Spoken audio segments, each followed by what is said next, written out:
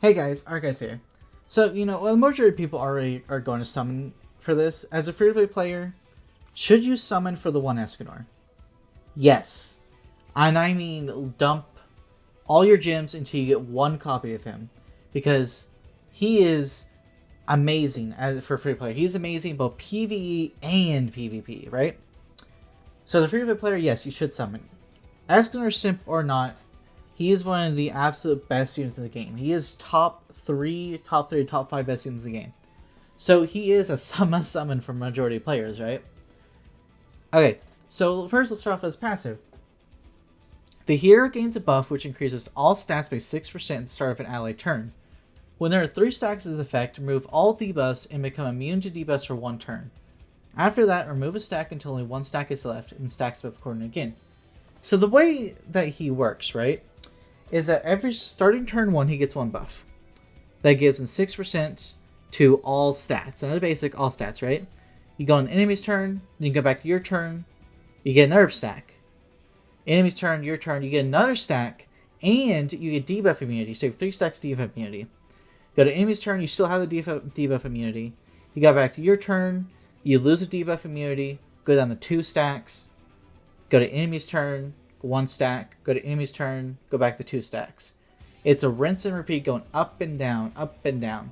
And it's supposed to help represent like what the one Escanor is, because one Escanor only lasts for a small amount of time. Because, in the anime, he at noon, high noon, he turns into 1, but he'll gradually get weaker and lose it as the day goes on. So it's to represent that that limited effect of having it, right? And it works pretty well. Like, it's actually really, really good and comes in clutch. Especially when you're facing like Goddess Liz, you'll have someone stun you, but not remember or realize that he has 2 stacks, so he's gonna get that stun completely gone. But let's go move on his passive. Really, let's move on to his cards. His first card is Influx, right? It does more percentage based on the remaining health of you, right?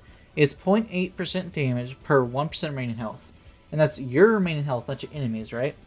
So depending on how much health you have left, you do more and more damage, right? So like turn 1, this is going to do a lot of damage, and it does single target. This is the big boy.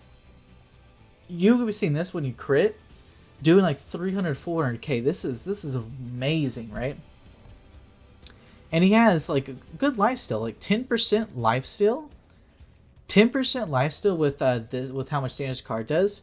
That's like, if it does like 200,000, you're recovering 20,000. It's 300,000, you're recovering 30,000, right? So this is really, really good combined with his lifesteal, because there's so much damage, and it does more and more depending on this. Also depending on your health. So if you factor in the buffs and you have like, max health or close to max health, you're going to be doing tons of damage.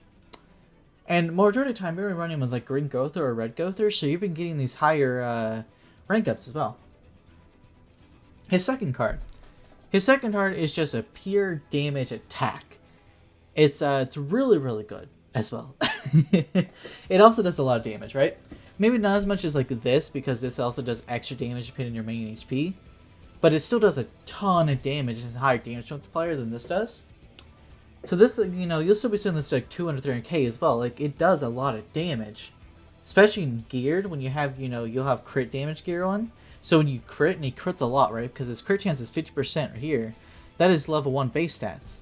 But Super Awakening, he gets more crit chance right here.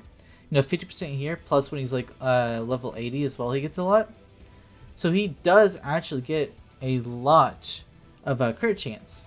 I think he has like 75% to 80%, something like that, with like costumes in level 80 max. No, it's not like 80%. It's like 60 to 70. It's like 70%, I think, is where it's at. It's really high. It's a really high crit chance. So you're being critting majority of the time, right? Plus, you've been running Death Pierce in the back and Green Gother, you're going to be critting a lot. So his ult is really, really good, right? It does damage of 1 enemy, and then it inflicts additional death damage. What death does, it does a certain percentage multipliers, you see right here, a certain multipliers depending on the number of ult level you have, of the damage you dealt. So, let's say you do 200,000, right? Well, you're going to be doing 40,000 additional damage past that. So what happens is that he attacks with his ult, right? He does a 200,000. If it doesn't kill, if you're just say you're ult level 1, if it doesn't kill, you do an extra 40% to that person. But if it does kill, that 40% moves on to a second unit and does that, not for 20% as a second unit, and does that 40,000 damage to that person. So this is really, really good. Especially if you have more ult levels. Full say if you're a free-to-play player and you get really lucky. Let's say you someone just get really lucky with a rotation, you get up to like 55 or 70%. You're gonna be doing so much probably majority of the time you're gonna kill a person, and then you're gonna do a bunch of additional to another person, right? And the thing about this Escanor is that he's the festival unit that works at 1 out of 6. He is amazing. His ult is top tier at 1 out of 6. Because it has a high damage multiplier just like the other Escanors do.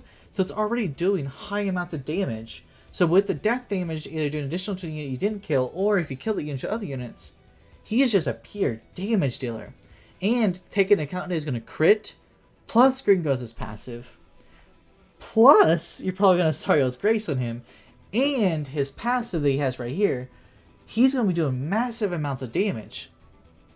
A really, really good unit.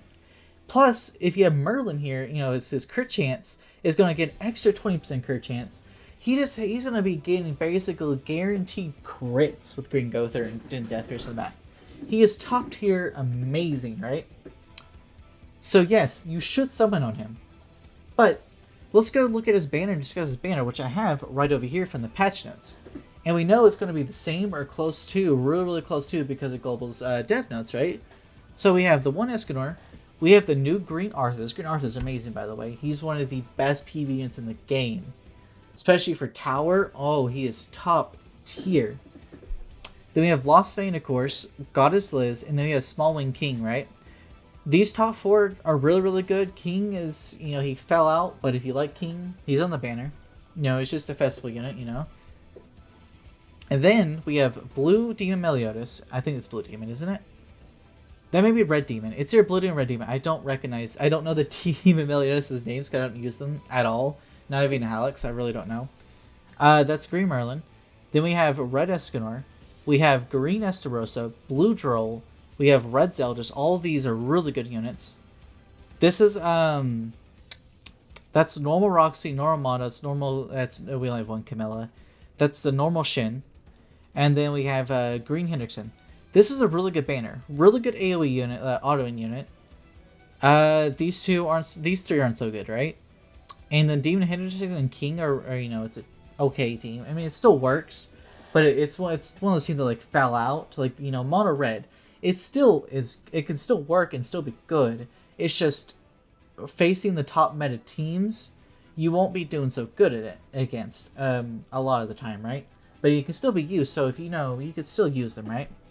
Of course, Red Escanor, really good unit for Hallex. Also, same thing with Mono Red and it says Festival King. Green Merlin's still a top tier unit, especially since the one Escanor Association unit is Green Merlin. A Merlin, so you go on Merlin Max, it's really, really good because, given crit chance and then the 10% stats. Let's see which Demon Meliodas is actually.